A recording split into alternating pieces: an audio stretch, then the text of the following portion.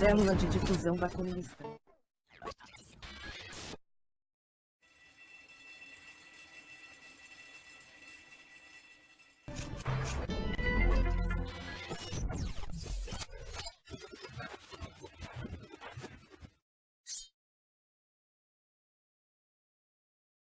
Quando se escuta a palavra anarquismo, para alguns logo vem em mente os Sex Pistols. Já outros, desordem e conflitos. Outros imaginarão, mundo ou mercado sem regras. Outros afirmarão ser uma ideologia pequeno-burguesa.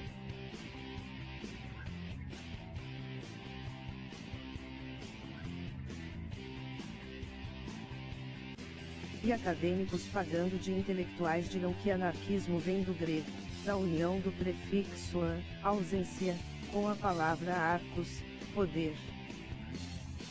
Ou seja, ausência de poder. Porém, anarquismo não é nada disso. Para explicar, resgataremos quase 200 anos de história de luta. França 1841. O filho de uma família muito pobre, o tipógrafo e filósofo autodidata, Joseph Proudhon escreve o livro O que é a propriedade? Que, sem falar em anarquismo, funda sua base teórica, contestando toda relação baseada na exploração econômica. E conclui que o contrato social, que fundamenta a ideologia liberal, é nada mais que uma farsa. As bases de seu pensamento é a análise crítica à Revolução Francesa, a Revolução Industrial na Inglaterra e as contradições do sistema econômico na Europa. Proudhon viveu numa Europa pós-revolução industrial que estabeleceu uma nova ordem social com o surgimento do proletariado e a consolidação de uma nova classe dominante, a burguesia. E sentiu na pele e soube observar a cruel exploração imposta aos trabalhadores através de longas jornadas de trabalho em troca de migalhas. Enquanto uma minoria privilegiada, a burguesia, vivia no luxo. Em 1848, Proudhon era uma referência popular dentre os trabalhadores e foi eleito deputado em Paris, e partindo dessa experiência desenvolve críticas à democracia burguesa. É nesse clima de conflitos e descontentamento e novas experiências de organização e luta dos trabalhadores que os trabalhos de Marx e Proudhon ganham destaque na Europa. Essas duas linhas políticas são as que historicamente vão influenciar e iniciar a luta dos trabalhadores. Proudhon então cria as bases do chamado anarquismo teórico. Joseph Proudhon, como pioneiro, planta as primeiras sementes do anarquismo como oposição ao Estado e contra a propriedade privada. Em Proudhon encontramos a defesa da destruição do Estado e a necessidade de se buscar novas formas de organização social. Com ele também surge a necessidade de organização autônoma dos trabalhadores perante o Estado. E como objetivo final a autogestão dos meios de produção e da sociedade pelos trabalhadores.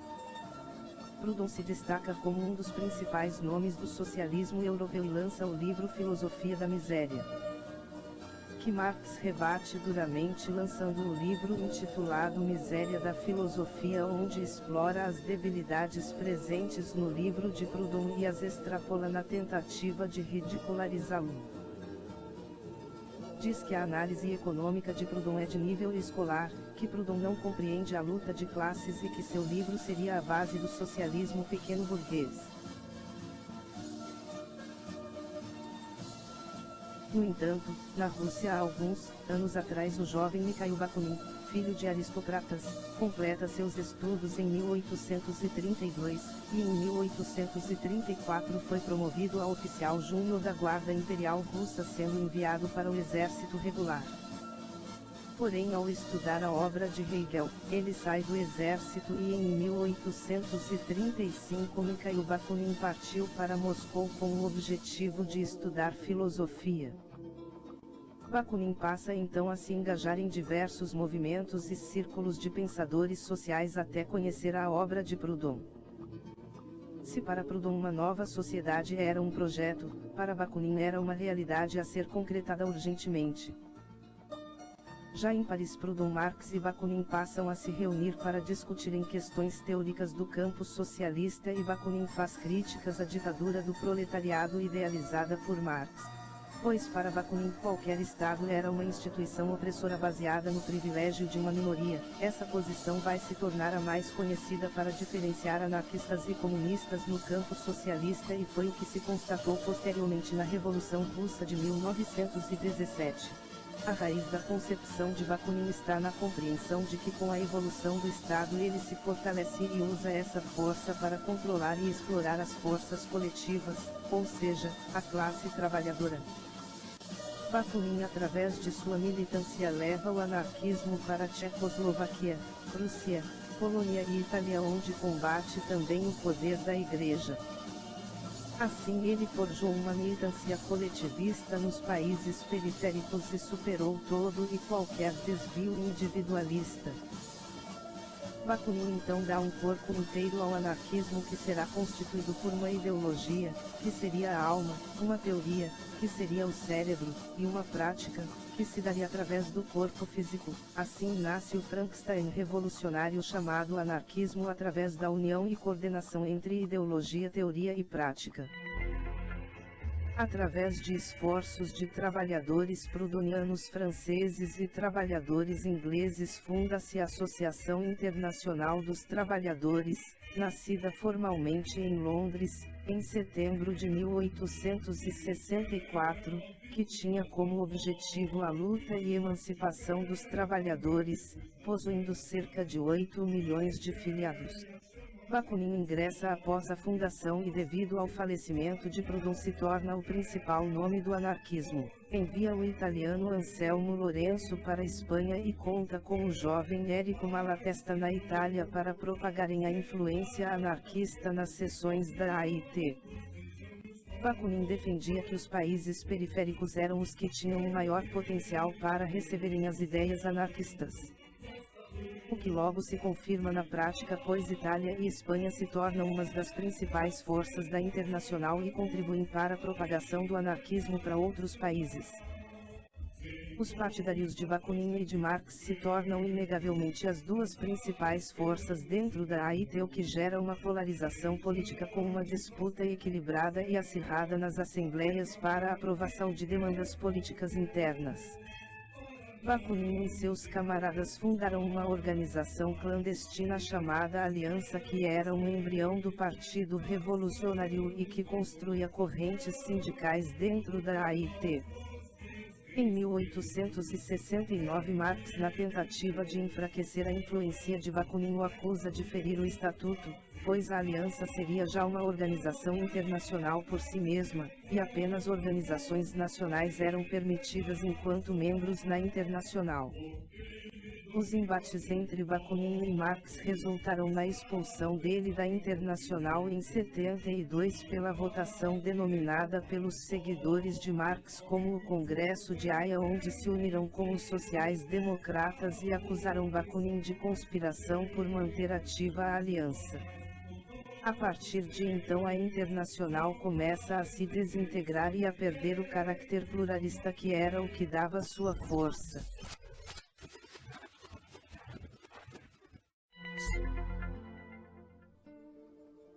Um ano antes, anarquistas e marxistas, através da Internacional, atuaram juntos e tiveram papel decisivo na Rebelião Francesa, que ficou conhecida como a Comuna de Paris. A Comuna de Paris foi o primeiro autogoverno operário da história, fundado na capital francesa por ocasião da resistência popular ante a invasão por parte do Reino da Prússia. O poder comunal manteve-se durante cerca de 40 dias, foi uma das maiores experiências do proletariado e seu esmagamento revestiu-se de extrema crueldade. Mais de 20.000 comunards foram executados e a partir daí se instaurou um período de repressão política na Europa. A Comuna é considerada, por grupos políticos revolucionários posteriores, anarquistas, comunistas, situacionistas, como a primeira experiência moderna de um governo popular. Um acontecimento histórico resultante da iniciativa de grupos revolucionários e do espontaneismo político das massas, em meio às circunstâncias dramáticas de uma guerra perdida. Os anarquistas tiveram destaque no comando da Comuna devido à França ser o reduto dos proudhonianos e por contarem com lideranças bastante populares como Louise Michel. O anarquismo também foi força essencial em outras rebeliões conhecidas como nos Conselhos de Baviera, ocupação de Benilrosso, a libertação da Manchúria, Guerra Civil Espanhola e até no maio de 68. Mesmo estando já debilitado em alguns desses eventos.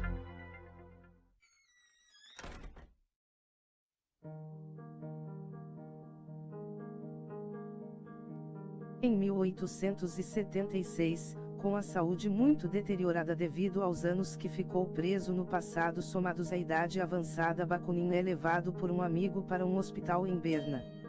Lá encontrou seu fim, faleceu em 1º de julho de 1876.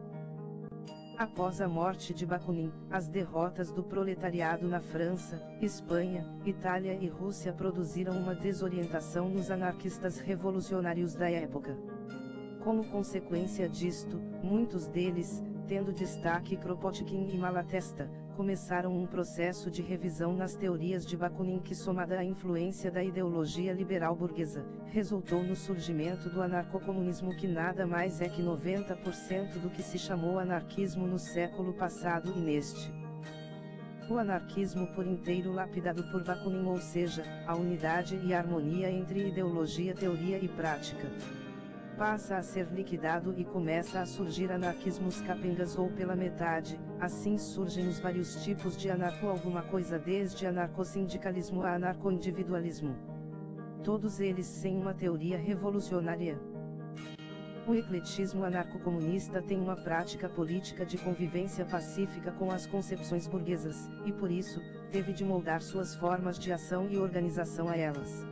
Além disso, as posições ecléticas nunca levaram a uma crítica da degeneração do anarcocomunismo e do anarcossindicalismo, de como eles foram levados à colaboração com a burguesia e o Estado. Durante a Primeira Guerra, parte deles se posicionaram a favor dos aliados. Na Argentina, apoiaram um candidato do Partido Trabalhista. Na Guerra Civil na Espanha, anarquistas da CNT se tornaram ministros, e recentemente no Chile apoiaram a candidatura do Partido Humanista à presidência. Durante dois importantes processos revolucionários surgiram tentativas de resgatar o anarquismo revolucionário de Bakunin e ambas tiveram influência na massa popular. Uma foi a experiência de Nestor Makhno e seus partidários durante a Revolução Russa na Ucrânia. E a outra experiência foi de Buenaventura Durruti e sua coluna durante a Guerra Civil Espanhola. Seguindo a linha política de Makhno, o grupo anarquista comunista constrói a União dos Camponeses, que agregaria toda a população camponesa de Guaipolé, em torno de um programa de ação coletiva de expropriação dos grandes proprietários e de combate ao governo provisório de Kerensky. A atuação da União dos Camponeses, juntamente com as uniões operárias das usinas e fábricas e com os sovietes de camponeses, operários e soldados, possibilitou a instalação do autogoverno dos trabalhadores e formaram um exército de defesa que contou com 50.000 integrantes. Durruti foi líder no levante de 19 de julho de 1936 que deu início à Guerra Civil Espanhola, ocasião em que a CNT, que contava com 3 milhões de filiados, saiu às ruas para desmantelar os setores golpistas, e Durruti e sua agrupação foram essenciais para transformar a luta em processo revolucionário, onde os trabalhadores passaram a coletivizar terras e ocupar fábricas, e após a guerra sua agrupação impõe duras críticas ao reformismo presente no anarcocomunismo.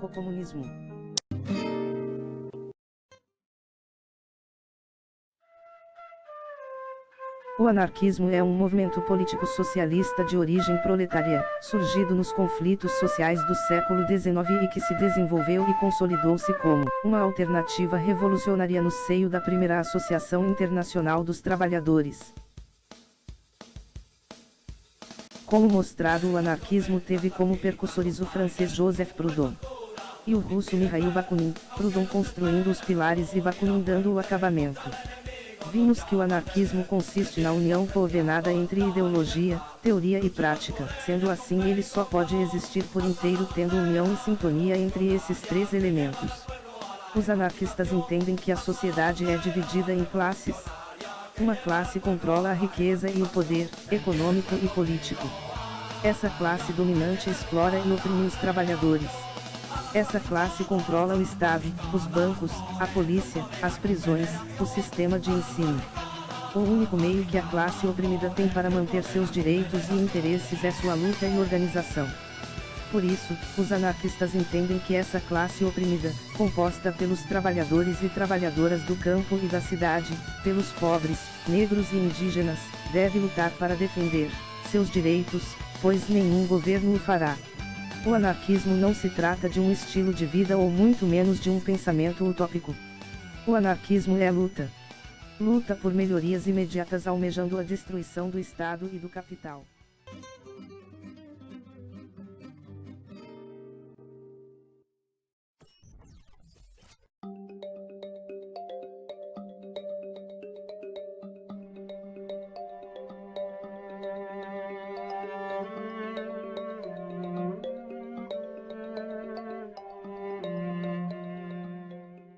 Hablar de Mikhail Bakunin es hablar de una de las figuras fundamentales y trascendentales de la historia del movimiento obrero internacional.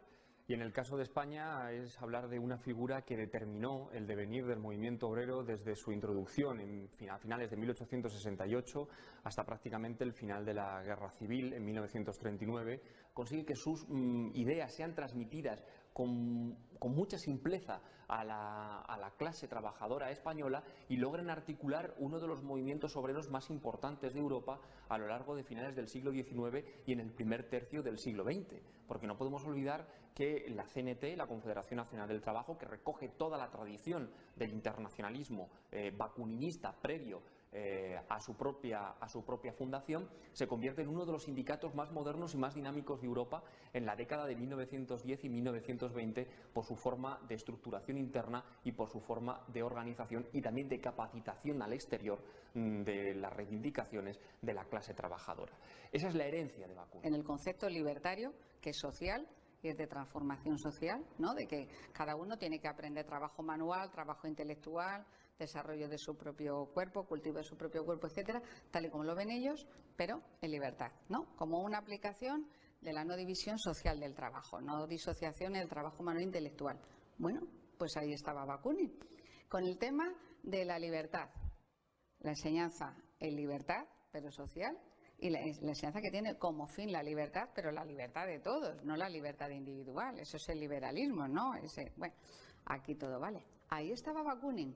Y cuando uno piensa además sobre los sistemas educativos nacionales y si eso puede llevar, si un sistema educativo nacional podría compensar las desigualdades existentes en nuestra sociedad, bueno, pues de nuevo nos encontramos a Bakunin. De nuevo nos encontramos a Bakunin porque nos dice o nos da a pensar que es imposible. Es imposible que un sistema educativo por sí solo, o es imposible que una escuela por sí sola pueda sustituir a lo que sería una transformación o una revolución social, ¿no?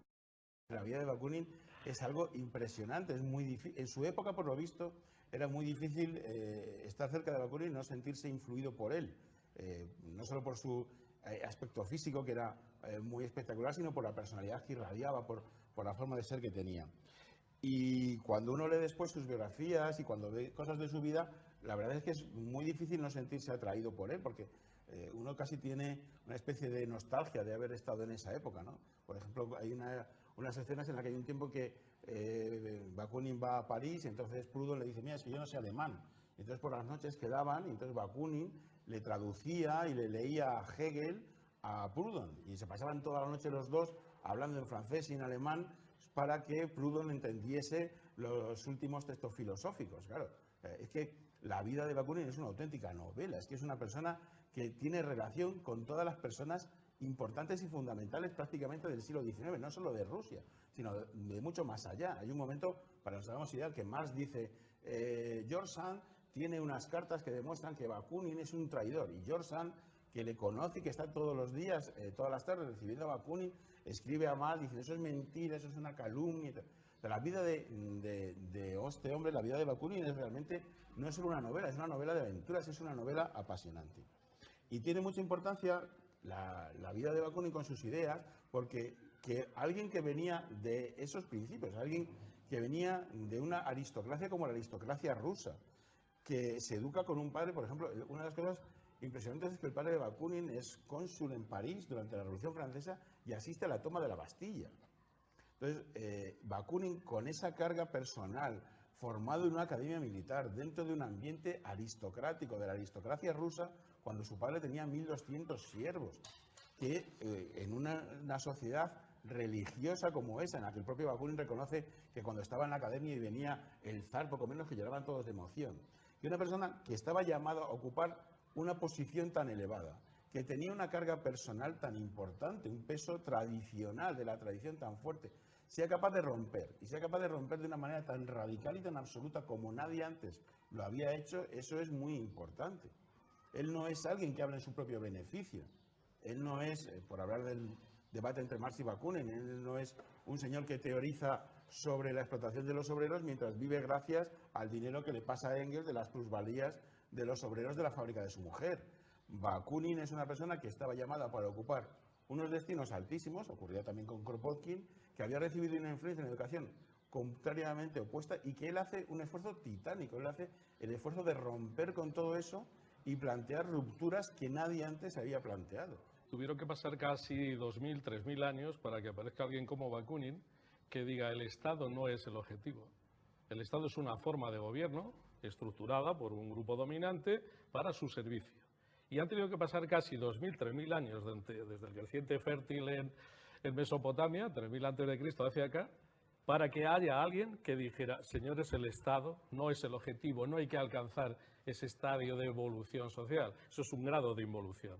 Entonces yo creo que la gran actualidad también, y hay que ver en qué momento lo dice Bakunin, fijaos, en mitad de un 19 agresivo, con una clase obrera que todavía no sabe por dónde tiene que ir, qué objetivos quiere, antecedentes de lo que lo vamos a llamar totalitarismos de los años 30, ahí sale un personaje como Bakunin diciendo con todos sus santos empujes, diciendo, señores, el Estado es nuestro enemigo. Eso es lo que nos diferencia a muchos desde hace 3.000 años hacia acá. Y para eso, desde luego, yo creo que, no sé si habrán pasado estamos casi en 200, pero yo creo que su mensaje es totalmente actual. Y de alguna manera es un tirón de orejas para decir, no tenéis que ir con esos problemas mentales muchas veces que nos argumentamos. Es que es totalmente cierto. El Estado sigue operando y sigue los mismos niveles de desigualdad social, se llame monarquía, se llame democracia parlamentaria, democracia totalitaria, como se le quiera llamar. El problema, y ese es el gran mensaje de Bakunin, entre otros, por lo menos bajo mi punto de vista, es, en tanto exista Estado, la situación digamos, social y el hombre oprimido por otros hombres seguirá perviviendo. Uno de los enfrentamientos entre el marxismo y bakuninismo venía cuál es el origen de las sociedades y cuál es el origen de ese Estado.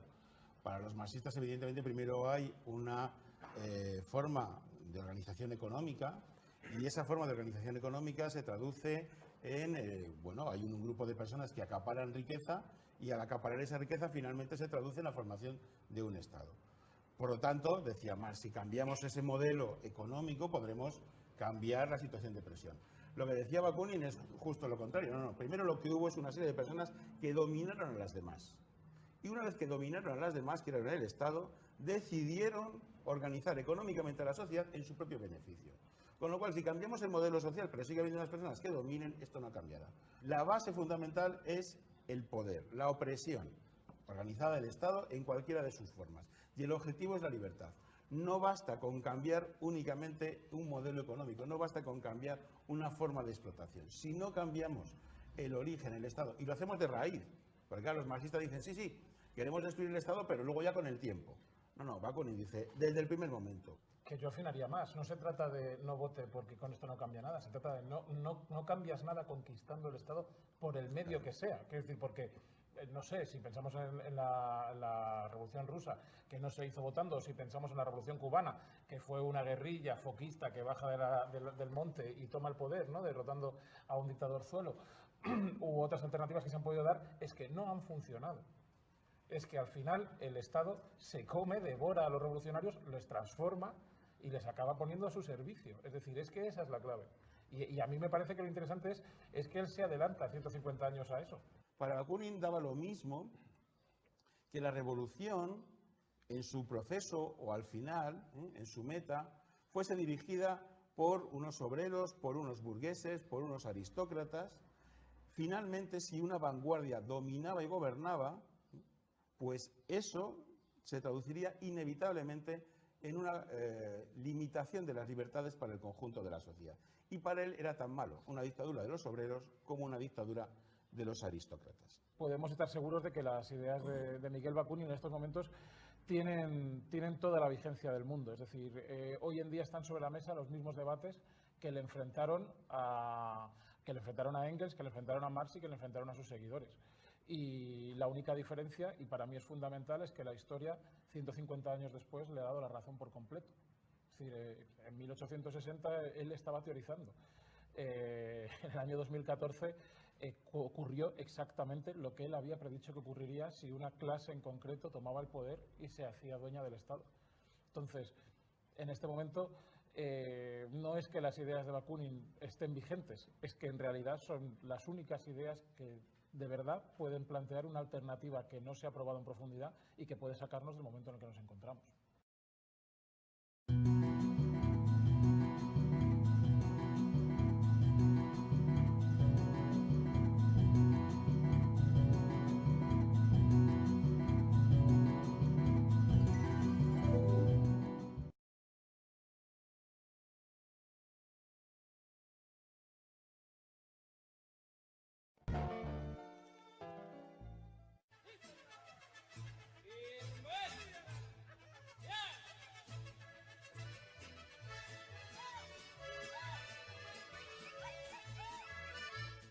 Tierra mexicana, nos morimos entonando una canción. Los rebozos son cananas y las balas y el rugido del cañón son el clarín que tocará el himno de la libertad. Não adianta mais lutar apenas com palavras. Tudo nasce da ação. A consciência do povo vai brotar, mesmo da luta armada, do próprio combate. Daqui pra frente, quem samba fica, quem não samba vai embora.